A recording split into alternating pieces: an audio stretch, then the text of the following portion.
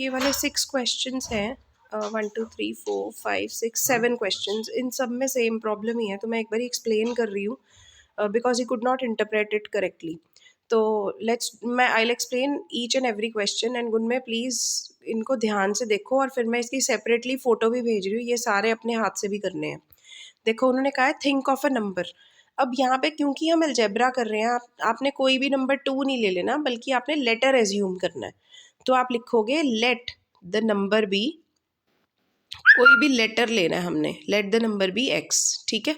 Now second में क्या कर, सेकंड स्टेप क्या है, मल्टीप्लाइड बाय 5। तो वील से मल्टीप्लाइंग बाय 5, तो it will become 5 into x which is 5x। Then add 6 to the result. अब हम लिख देंगे एडिंग 6, तो it will become 5x plus 6। Then subtract y from this result, मतलब अब जो आपके पास आया है उसमें से y को सब्ट्रैक्ट कर दो। तो हम लिख देंगे सब्ट्रैक्टिंग y, तो it will become 5x plus 6 minus y। तो what is the result, question में पूछ रहे हैं, तो हम कहेंगे result is 5x plus 6 minus y and this will be the answer. Then next, mostly questions में फ्रेमिंग ही गलत है बिकॉज इंग्लिश की इंटरप्रिटेशन रॉन्ग है। तो चेक दीज केयरफुली, मैं सारे सॉल्व करके दिखा रही हूँ।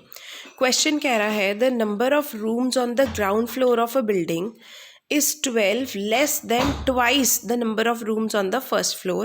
If the first floor has x rooms, how many rooms does ground floor has? तो अब उन्होंने दे दिया that first floor has या rooms, number of rooms on first floor is equal to x। तो यहाँ पे मैं लिख रही हूँ number of rooms on first floor is x। अब उन्होंने क्या कहा है कि फर्स्ट फ्लोर पे x रूम्स हैं। अब ग्राउंड फ्लोर पे बताओ कितने रूम्स हैं। अब ग्राउंड फ्लोर के लिए कंडीशन क्या दी है, the number of rooms on ground floor of the building is 12 less then, मतलब किसी चीज़ में से 12 को माइनस करना है। 12 लेस देन है twice the number of rooms on first floor. तो twice the rooms on first floor का क्या मतलब है, तो हम यहाँ लिख देंगे number of rooms on ground floor. देखो अगर नहीं समझ में आता ना, पहले इंग्लिश में लिख लो यहाँ पे 12 less then twice rooms on first floor. अब इसको इंटरप्रेट करने की कोशिश करो। 12 लेस देन मतलब 12 को माइनस करना है किस में से, ट्वाइस का मतलब होता है 2 times the room on first floor, और फर्स्ट फ्लोर के रूम्स कितने हैं x, तो 2 टाइम्स x हो जाएगा। 2 टाइम्स x, टाइम्स का मतलब मैथ्स में होता है multiply.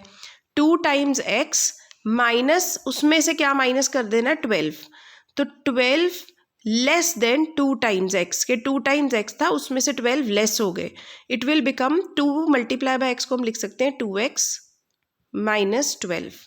This will be the answer.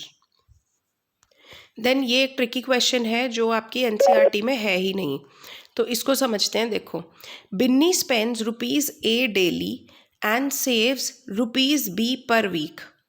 देखो यहाँ पे सेविंग स्पेंड दिया हुआ है डेली का, कि जो खर्चा कर रही है वो रोज़ का बताया हुआ है, सेविंग एक वीक की बताई हुई है। And what is her income for 2 weeks. अब 2 वीक्स के लिए उसकी इनकम क्या है।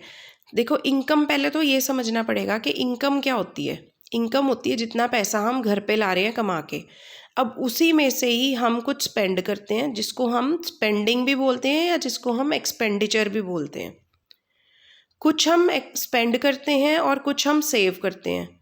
तो इसका मतलब जो हमारी इनकम होती है वो एक्सपेंडिचर प्लस सेविंग होती है।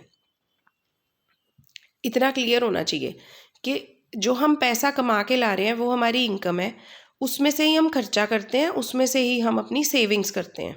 ठीक है। अब वो उन्होंने क्या बताया है, वो कह रहे हैं इनकम कैलकुलेट करो 2 वीक्स के लिए। तो इसका मतलब 2 वीक्स का हिसाब किताब लगाना है कि 2 हफ्ते में हम कितने पैसे कमा रहे हैं।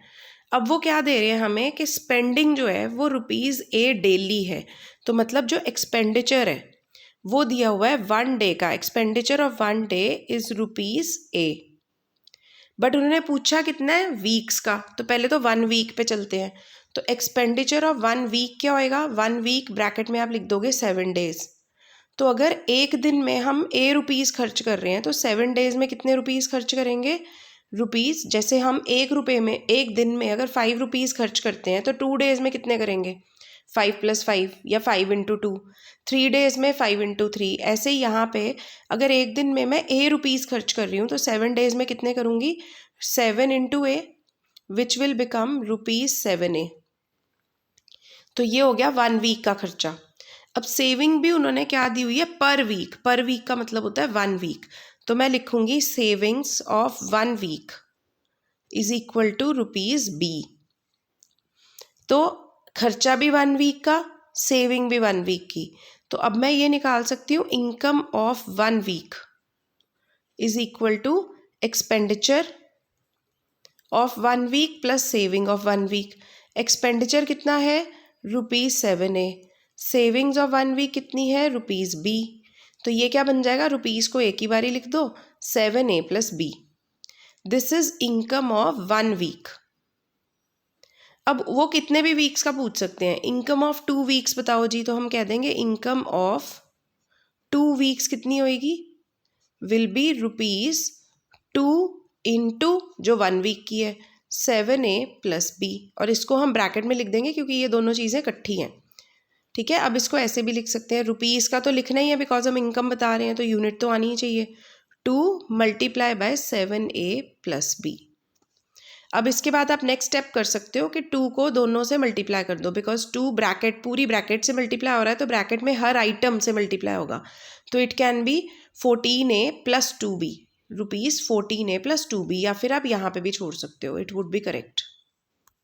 देन नेक्स्ट क्वेश्चन आपने ठीक किया हुआ था, सिंपल सा ही है कि राहुल ने इंग्लिश में 80 मार्क्स लिए, हिंदी में X मार्क्स लिए, what is his total score in 2 subjects. तो दोनों का टोटल करना है तो मतलब X + 80 मार्क्स, ये आपने करेक्ट किया है। Now next question, Rohit covers X centimetres in 1 step. तो अब क्योंकि सेंटीमीटर्स में आ रहा है तो और डिस्टेंस की बात हो रही है तो हम क्या लिखेंगे क्वेश्चन नंबर 7 में, distance covered in 1 step is equal to X centimeter. Now how much distance does he cover in Y steps? तो distance covered in Y steps। अब देखो अगर एक स्टेप में हम कुछ कर रहे हैं, जैसे सपोज 1 स्टेप में, अगर आप 1 स्टेप में 5 सेंटीमीटर्स का डिस्टेंस कवर करते हो तो 2 स्टेप्स में कितना करोगे, 2 × 5 या 5 + 5। 3 स्टेप्स में कितना करोगे, 3 × 5। 4 स्टेप्स में कितना करोगे, 4 × 5। तो यहाँ पे उन्होंने क्या दे दिया कि आप y स्टेप्स में कितना करोगे, तो हम क्या करेंगे y × 5। तो यहाँ पे भी क्या बना देंगे, y × x सेंटीमीटर, और मल्टीप्लाई के साइन को हम ओमिट कर सकते हैं तो yx centimetre, this will be the answer. Then question number 8, 1 apple weighs 75 grams and 1 orange weighs 40 grams। अब देखो यहाँ पे आपने पता नहीं क्या ही किया हुआ था इससे आगे करा ही नहीं। देखो 1 एप्पल, वेट ऑफ 1 एप्पल कितना है, क्योंकि वेट की बात हो रही है, वेट ऑफ 1 एप्पल ठीक लिखा है 75 grams, wait of 1 orange is 40 grams, determine the weight of x apples. तो आपने इसको आगे क्यों नहीं किया, इतना ही छोड़ दिया। देखो wait of 1 Apple is 75 grams, तो वेट ऑफ x एप्पल्स कितना होगा, अगर एक सेब का वेट 75 ग्राम्स है तो x एप्पल्स का वेट कितना होगा, 75 × x ग्राम्स, और हम इसको लिख सकते हैं 75x ग्राम्स। अब उन्होंने दिया है weight of 1 orange is 40 grams, then weight of y oranges कितना होगा, y ऑरेंजेस, अगर एक का वेट 40 ग्राम है तो y का कितना होगा, 40 × y grams, which is 40y grams. अब उन्होंने क्वेश्चन देखो ध्यान से क्या बोला है, डिटर्मिन मतलब find the weight of x apples and y oranges. End आ गया ना तो मतलब वो दोनों को इकट्ठा पूछ रहे हैं। अब हम लास्ट स्टेटमेंट लिखेंगे, weight of x apples and y oranges is equal to 75x grams plus 40y grams. तो आप ऐसे लिखोगे 75x ग्राम्स, ये थर्ड लास्ट स्टेटमेंट बनाओगे, weight of x apples and y oranges, मतलब वो इकट्ठा पूछना चाहते हैं आपसे कि इकट्ठा कितना होगा। 75x grams plus 45y grams.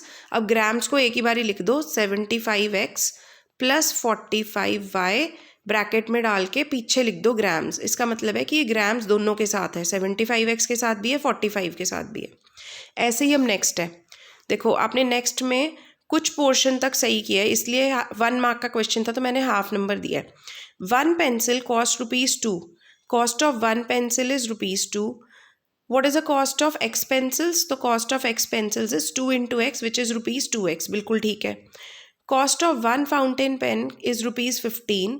Then what is the cost of Y fountain pens? तो Y fountain, एक तो ना आप ये लेटर्स को छोटा लिखा करो, क्योंकि हम जब अलजेब्रा में हमने फर्स्ट स्टेप यही किया था कि जो हम लेटर्स लिखते हैं वो स्मॉल लिखते हैं। आप ये कैपिटल X कैपिटल Y लिखते रहते हो, ये बिल्कुल गलत है, स्मॉल लेटर्स में लिखा करो।